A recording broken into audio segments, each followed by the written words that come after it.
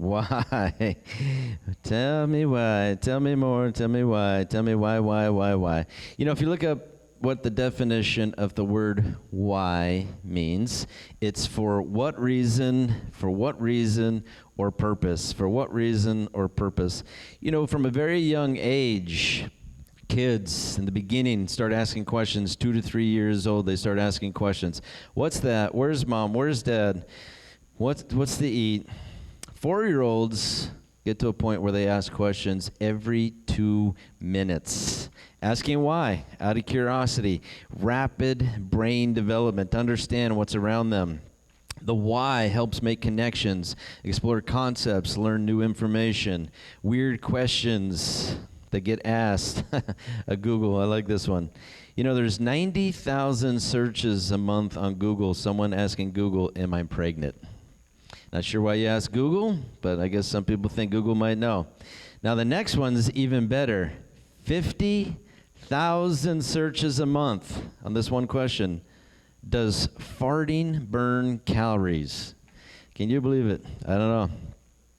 Another popular search on Google, am I a psycho?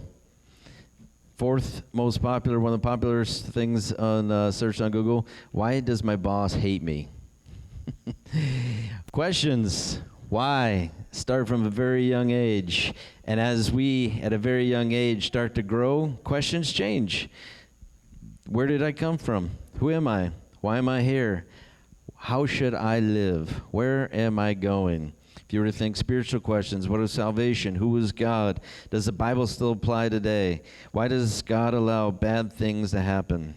Our why. From a very young age up to this moment, we all have a why question. We all have why moments. We have why questions. We have why moments. What is the reason? What is the purpose? And so today, as we start a new theme, the question is, I wonder what your why is today. What is your why today? And with that, we're going to go to Genesis chapter 1, and we're going to start in verse 1. Genesis 1:1. In the beginning, God created the heavens and the earth. The earth was formless and empty. Darkness covered the deep waters. The Spirit of God was hovering over the surface of the waters. And God said, let there be light. And there was light. God saw that the light was good. Then he separated the light from the darkness. God called the light day, the darkness night. Evening passed and the morning came, marking the first day. Verse 6, then God said, let there be space between the waters to separate the waters of the heavens from the waters of the earth. And that is what happened. God made this space to separate the waters of the earth from the waters of the heavens. God called the space sky. Evening passed, morning came, marking the second day. Then God said, let the waters beneath the sky flow together into one place, so dry ground may appear. And that is what happened. God called the dry ground land, and the waters seas. And God saw that it was good. Then God said, let the land sprout with vegetation, every sort of seed-bearing plant, and trees that grow seed-bearing fruit. These seeds will then produce the kinds of plants and trees from which they came. And this is what happened. The land produced vegetation, all sorts of seed-bearing plants, trees with seed-bearing fruit. Seeds produce plants and trees of the same kind. And God saw that it was good. Evening passed, morning came, marking the third day. Verse 14, then God said, let lights appear in the sky to separate the days from night. Let them be signs to mark the seasons and days and years. Let the lights in the sky shine down on the earth. And that is what happened. God made 2 great lights, the larger one to govern the day, smaller one to govern the night. He also made the stars. God set these lights into the sky to light the night, to light the earth, to govern the day and the night, to separate the light from the darkness. And God saw that it was good. Evening passed and morning came, marking the 4th day. Verse 20. God said, let the water swarm with fish and other kind of life, and let the skies be filled with birds of every kind. God created sea creatures and every kind of living thing that scurries and swarms in the water, every sort of bird, each producing offspring of the same kind. God saw that it was good. God blessed them, saying, be fruitful, multiply. Let all the fish of the seas, let the birds multiply in the earth. Evening passed, morning came, marking the 5th day. Verse 24. God said, let the earth produce every sort of animal, each producing offspring of the same kind. livestock, small animals that scurry along the ground, wild animals. And that is what happened. God made all sorts of wild animals, livestock, small animals, each capable to produce offspring of the same kind. And God saw that it was good. Verse 26. Then God said, let us make humans, beings in our image, to be like us. They will reign over the fish in the sea, the birds in the sky, the livestock, all the wild animals on the earth, all the small animals that scurry along the ground. God created human beings in his own image. In the image of God, he created them. Male and female, he created them. Then God blessed them and said, be fruitful, multiply, fill the earth, govern it, reign over the fish in the sea, birds in the sky, and all the animals that scurry along the ground. Why? Why? Why? Why? For what reason? For what purpose? Why? You know, for different reasons and different seasons, people have believed in a God or made up a God for a different reason in their heart, mind, and soul. In the beginning, years and years and years and years ago, there was people who, when they needed rain, when rain came, then they believed there was a rain god. Lightning, thunder, the birth of a child.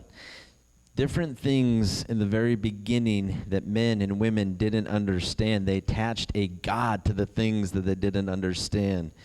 So many different things that happened, so many different places, things that they didn't understand. They placed a name, God, and attached to something they did not understand. As a kid, we know, as I read in the beginning, that at a very young age, we start asking questions 2 to 3 years old. They start to escalate at 4 to the questions become very rapid. And then those questions, over and over, they grow, they expand, they become deeper over time. And so we see that from the beginning of the time, people have believed from the very beginning there was a God. From your very birth, from your very existence, from the very time at a young age, did you believe there's a God? And why did you believe there's a God? If you believed in a God, and maybe you believed in many gods, because some people think it's okay to believe in multiple gods, as there's multiple religions out there. From a very young age, and even up to this point, some people still don't understand, and they're still asking why. They don't fully understand, and they're asking, why God? Why? Why me? Why now? Time changes. Things have advanced. We know that through war, through sickness and plagues, there's been over 12,000 different battles plus in time. Over 12,000 different battles. And how many men and women, parents, wives, husbands have lost loved ones in battle. And it's horrible.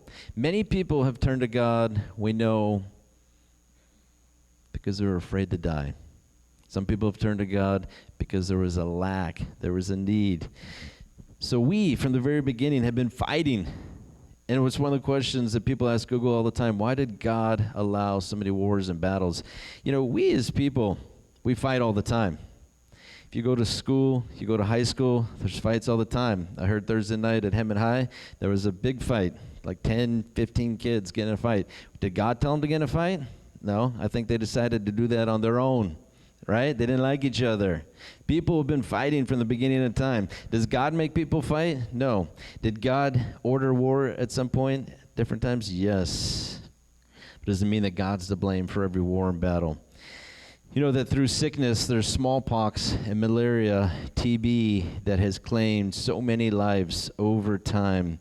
Heart disease, cancer, accidents, and we know that COVID, and many have turned to God because they were afraid of getting sick, afraid of dying a death. I don't want to get cancer and die. I don't want to get COVID and die.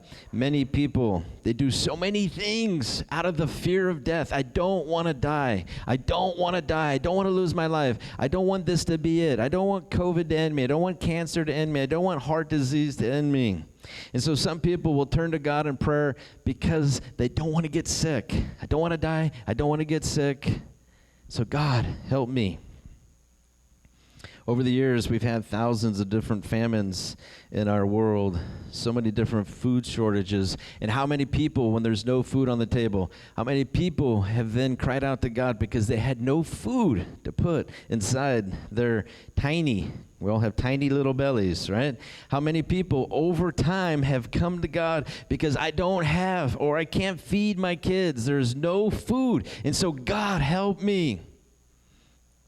As we look and we think through different things, we're seeing different people come to God for different reasons. Why? Why? A reason or purpose. A reason or purpose. Many turn to God, we see then, because there's a lack or a need for something.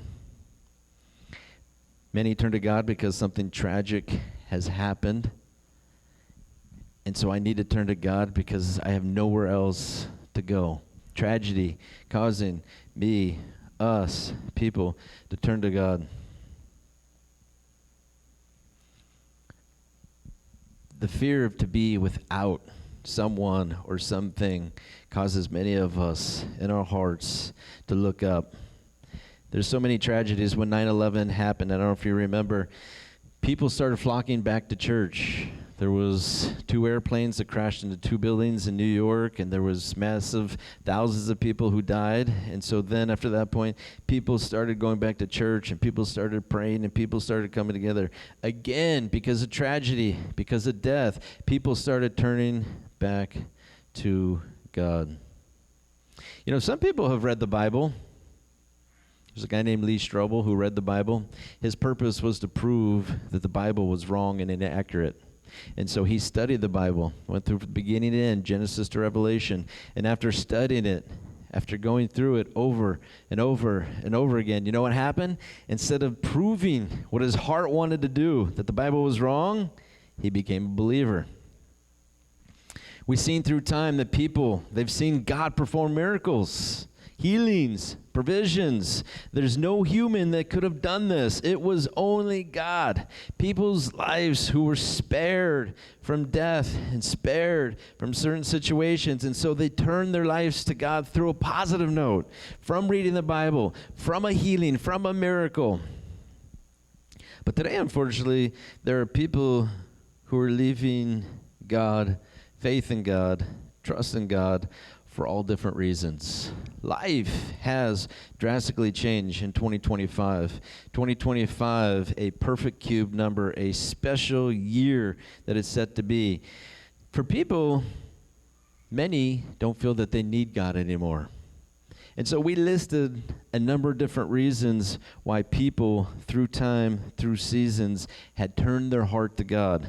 Most of it was from a lack of need or out of fear of something or losing something. And then on the other side of the coin, we saw there was people who turned their life to God through time because something good happened. But what happens when good things stop taking place? What happens when you turn your life to God, maybe for one thing and one purpose, maybe one person, and it gets better than people, that one thing that seemed to kind of get better, well, now I don't need God so much. What happens if we turned our life to God because we saw somebody get healed, but 20 years later, you haven't seen another person get healed? You base your life because you saw a miracle, but maybe you never saw another miracle again. So then have you continued to believe at the rate you did 20 years prior when you first saw that? Today, people are leaving God, their faith in God, churches, faster than they ever have before. Why? Why? The definition of why: for a reason or purpose. And you don't want to know why? Because many people, they are selfish. It's correct. Hot stuff. My wife gave me one of my answers in there. Thank you. Why have people left the church? Why are people leaving God? Because people first originally turned to God for their own selfish reason or gain instead of turning to God for the right reason. I only want God for what I can get. I only want God if he gives me what I need. It's the same thing in marriages. Marriages fail all over the world today. Why? Because people, they're going to walk away from marriage if they're not getting what they need anymore. They got married because they had needs, and if those needs don't get met, then I don't need to be married anymore. I don't need God anymore. Why? I got a good doctor. I got a good psychiatrist. And you know what I got more than all those? I got a phone that has Google, and Google can give me the answers for what I'm looking for. With the rise of information, the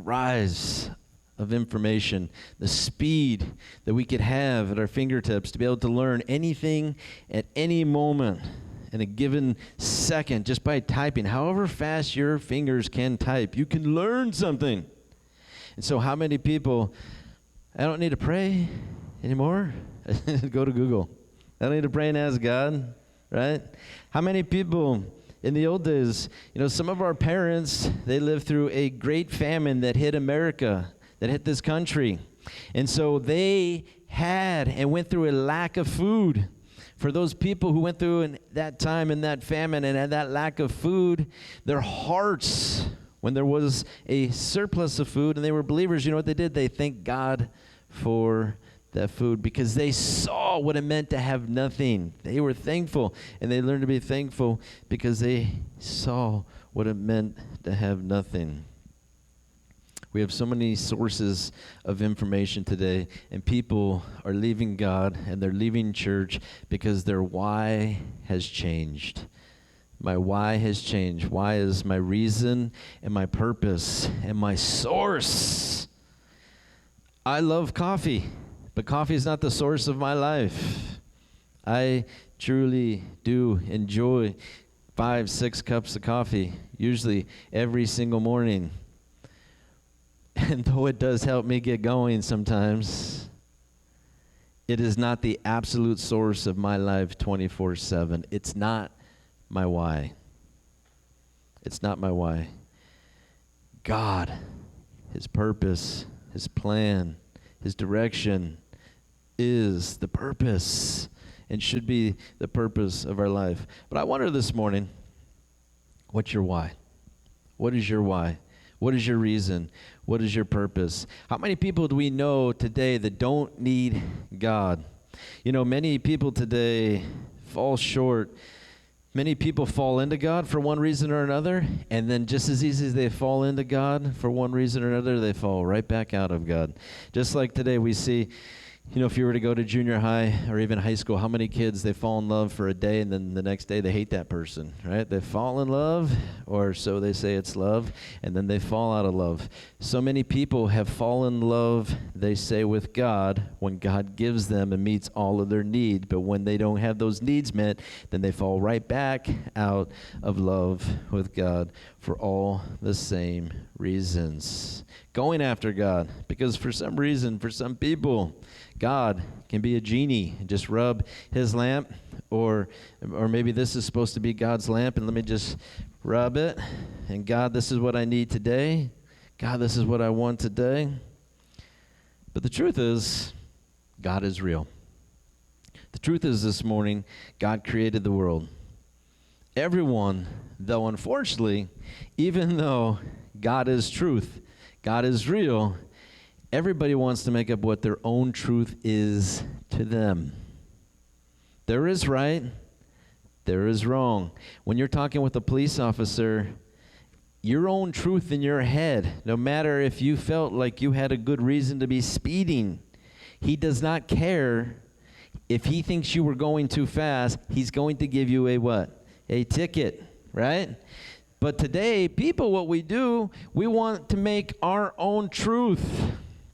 Instead of just reading, listening to what the Bible says and following and learning to obey to the best that we can, I will just take a part of the Bible that I like, a part that sounds good, a part of a truth, and then I'm going to mix it up to fit what fits my life, to fits my desires, and you know what? Fits my sin. It's just like, how many of us have clothes, maybe from 5 years ago, 10 years ago, and no matter how hard we try, now sometimes all of us in here, we're all in great shape. We'll just say that, okay? But if you pull out an outfit from 10 years ago, it may not fit the way you would like it to. It may not look the same way it did 10 years ago, where you thought you looked really good 10 years ago. But why do we take the Bible and we want to take the Bible, we want to make the Bible fit into what I want, into my sin, into my desires? God, I will believe and I will follow, and I'll go to church when it fits into my lifestyle. God, I'm going to go to church. I'm going to read the Bible. I'm going to do what's right when it feels comfortable and right for me, when it's comfortable and right for the people around me. I'm going to take a verse. I'm going to cut it into pieces. I'm going to take this word, God. I'm going to place it with another word here, and I'm going to make kind of my own sense, my own truth that makes me feel comfortable. So I started this morning our new theme, why? I started at the beginning. God is creator. God created the heavens and the earth, the sun, the moon, the stars, the land, the water, the trees, the animals, the human beings. What's interesting to know about our planet, do you know that it is, and I know that we want to really discover if there's really aliens. I know that that bothers a lot of us here, and it bothers a lot of people. And we really want to know the life source that's all over the world. But up to this date still, we know that there's no other planet like the planet Earth. There's no other planet. Now, let's just think about this logically and with our educated brains for a minute. We have not found another planet like ours. We are the one special planet with special people. There is nobody like us, and we know that, right? Because we're the one and only. There's nobody like us. There's nothing that we can find like planet Earth. And people want to say it happened by chance. It happened because two planets collided together, and bang, here's this beautiful one planet, Earth, that matches nothing. People want to say that over millions of years, we've evolved from slime. Though there is time where slime may come out of us, they want to tell us and believe that we came from slime, and it took millions of years. Because this one perfect planet, Earth, there is nothing like it. There's nothing like this planet. There's nothing like the Earth's atmosphere. The Earth's atmosphere, it's not too thin, it's not too thick. It gives the source to be able to breathe, to regulate temperature. The Earth's distance from the sun makes life livable. If the Earth got any closer to the sun, we would burn up and die. If the Earth backed up a little bit, we would all freeze and die. The moon, the beautiful moon that God has given to us, it prevents extreme shifts and seasons. The moon that God has given to us gives us stability. But yet, no matter how many good things are stated about this planet, how many nice people want to warp our brains, warp our kids' brains in school, in colleges, by stating, though this planet is unique, though it's amazing, the sun, the moon, perfectly situated, all the different things that are perfect for us. They want to say that we came here to existence by some other way. You know, humans, our brains are so complex. The ability to understand and process these supercomputers, for humans to be able to connect the way that we do through one another. For humans, we're the only ones on this planet that cry and blush. Crying is such a beautiful thing, right? There's unique things that identify every one of us. Our tongue print, our fingerprint, and our eyes define this one individual, and no other individual can be me, because God has given every single person a unique tongue print, fingerprint, and eye. There's no matching. Even twins do not have the same tongue print, fingerprint, and eyes.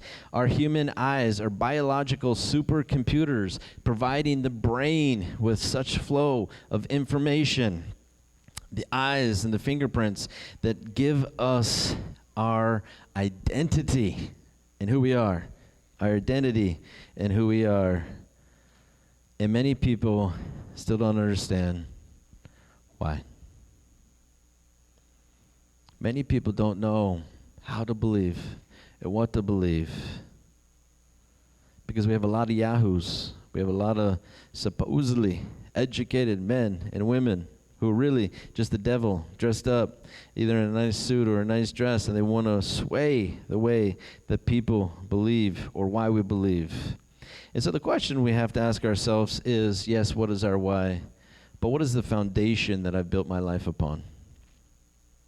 Many people, their foundation is what their parents gave them, right? So usually that comes from race, religion, what we believe, where you live in a neighborhood, how much money and status you have, what kind of jobs parents have. Most people's foundation for life came from parents and how they lived and who they are and what they did. The foundation.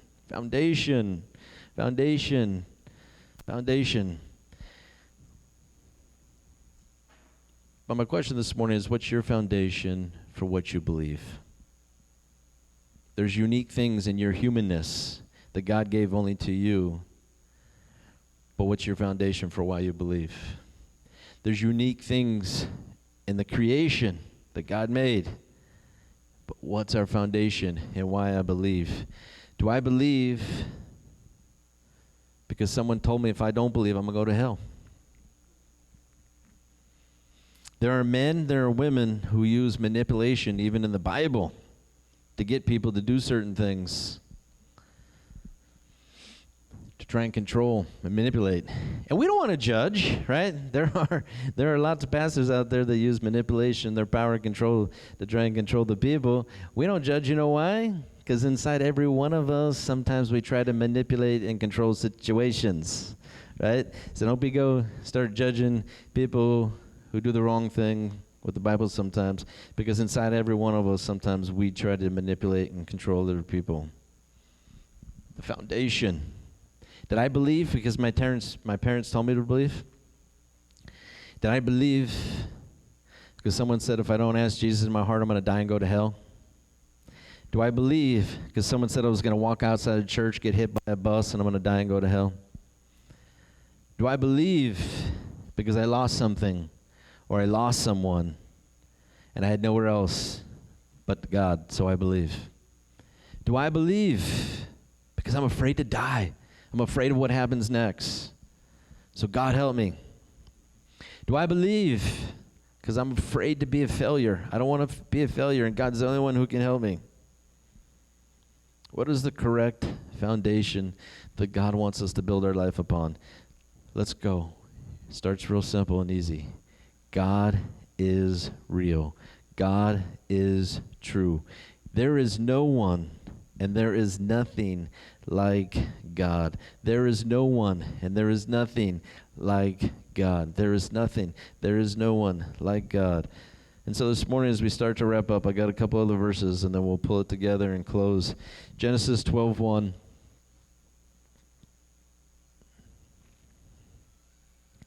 Genesis 12:1, the Lord had said to Abram, leave your native country, your relatives, and your father's family, and go to the land that I will show you. I'll make you into a great nation. I'm going to bless you. I'm going to make you famous. You'll be a blessing to others. I'll bless those who bless you. I'm going to curse those who treat you with contempt. All the families on earth will be blessed through you. Abram departed as the Lord had instructed, and his nephew Lot went with him. Abram was 75 years old when he left for Haran. He took his wife Sarah, his nephew Lot, all his wealth, his livestock, all the people he took into the household at Haran, and he headed for the land of Canaan. When they arrived in Canaan, Abram traveled through the land as far as Shem. They set up camp beside the oak of Morah, and at that time the area was inhabited by the Canaanites. And so there was two main texts that I read this morning. One was defining the creation of the world, and the second one here is the calling of a man named Abram. And so we look at what is our why. What's my why? What's your why? What's the thing and the reason why you stand every single day? No one has a gun to your head. No one has a gun to your head. But what is the reason you stand? What is the reason you speak? What is the reason you live? What is the reason you stand to speak the truth and to help another person in life? What is the reason? What is the purpose that I am here, who I am, why I walk and talk, why I am the person that I am? What is my why? And if my why is not based on the two texts that we read, number one, God is my creator. I didn't come from slime. I didn't come from two planets colliding. I didn't evolve from a monkey. God made me and put me together. My life starts with the very beginning, very first book of the Bible, Genesis. God is the creator of the heavens and the earth. And there's no one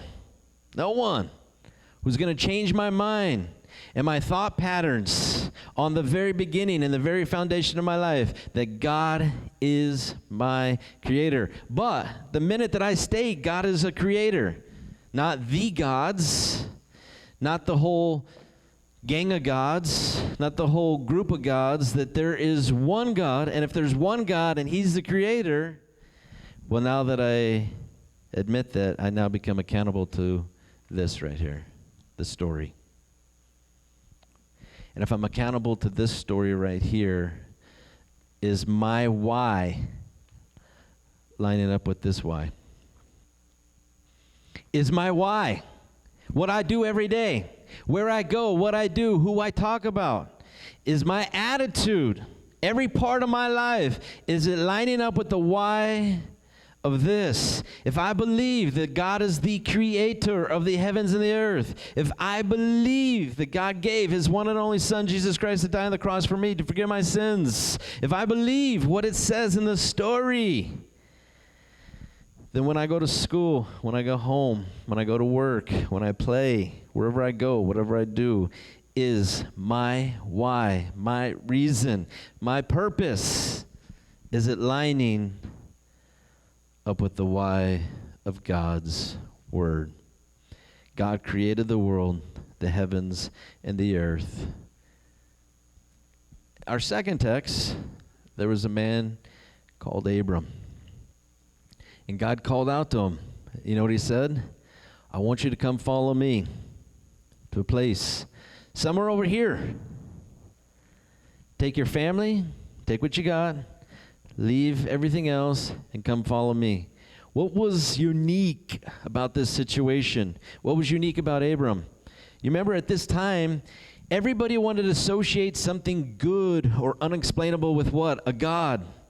The rain, the sun, the moon, the stars. And so when God calls out to Abram and he says, come follow me to an unknown place, this was an unknown God to an unknown place. There's nothing that you can associate at this moment. He was saying, I want you to 100% believe in what I'm asking you to do. And trust me, you're going to go to places that you have no idea where you're going. No idea what's going to happen. You have to trust me. God is my creator. Then I put my life in his hands and trust to say, God, wherever you want to go, whatever you want to do, you are my God. Deuteronomy 6:4 says, listen. It says in Deuteronomy 6:4, listen, O Israel, the Lord is our God, the Lord alone. You must love the Lord your God with all your heart, all your soul, all your strength. You must commit yourselves wholeheartedly to these commands that I am giving you today. Repeat them again and again to your children. Talk about them when you're at home and when you're on the road, when you're going to bed, when you're getting up. Tie them to your hands and wear them on your forehead as reminders. Write them on the doorposts of your heart and on your gates. God created us, and just as God called Abram, he's calling you. God created us, God's calling us. God created us, God's calling us. But is he my why? Did I believe at some point in him out of a lack, out of a need, out of fear of loss? Because someone told me if I didn't, I'm going to go to hell, and I'm going to get beat up, and I'm going to sit with the devil the rest of my life? Or is God my why because I know he's real, he's true, and he's the foundation of my very life and core? God is my why. God created you. God called you. And even though we hear it, and even though we see it, even though we talk about it, doesn't mean that every one of us, that God is my why. You know why? Because most of us, it's got to be perfect. Everything has to be right and in order before God's my why. I need to be rich, wealthy, and I need to be this, this, and this for God's my why. I need to be healthy and strong for God's my why. And all my family, all my kids, everything's got to be right and perfect. Everything's got to be in order. And then God is my why. And the thing that I love about the Bible, you see that the people in here, there's hundreds and hundreds and hundreds and hundreds of people in here. And out of the hundreds and hundreds and hundreds of people in here, there was only one man who was perfect. The rest were imperfect in imperfect situations, doing the best they could to follow their why in God. Nothing in life will be perfect. There's going to be more tragedy. There's going to be more sicknesses that come. There's going to be more famines and earthquakes. The end of the world is coming. Sounds like a great movie. It's already out. Doesn't matter what's coming. Doesn't matter what's happening. But what matters is God truly this morning the why of your life? The reason, the purpose. And if God isn't the why of your life, you know what's going to happen? I don't want to tell you, but it's not going to be good. It's not going to be good. Why believe in God? Why follow? Don't just take it from me. Don't just take it from me. Take it from him. Take it from here. Take it from everything that has been said and done. Look, watch, read, and see for yourself like Lee Strobel did. It's true. It's true. The story, it's absolutely true. There is no other God. There is no other religion. There is no other book or Bible that compares to this one. God is my why. And that's what I have to stand on every single day. Is that what we stand on? Or when we get a bad call, do we freak out? Or when something becomes imperfect, do we freak out? Or we just don't feel comfortable or right about something, we start to freak. If God's our why, we know he's in control and he's got us covered. Is God our why? Is he your why? Is God your why? Is God our why? Our reason and our purpose. Welcome to our new theme as we move forward and going forward for a little while. Maybe days, maybe weeks, maybe years. Just kidding. But at least for now, we're in a new theme. Why? Why God? Why me? Why now? Why? And is he 100% everything that I live for, 100% everything that I stand for when I'm at work, when I'm at school, when I'm at home, everywhere I go? Doesn't mean I'm perfect. Don't judge my imperfections because we all got them. But God is my why. Is he yours this morning? Let's pray.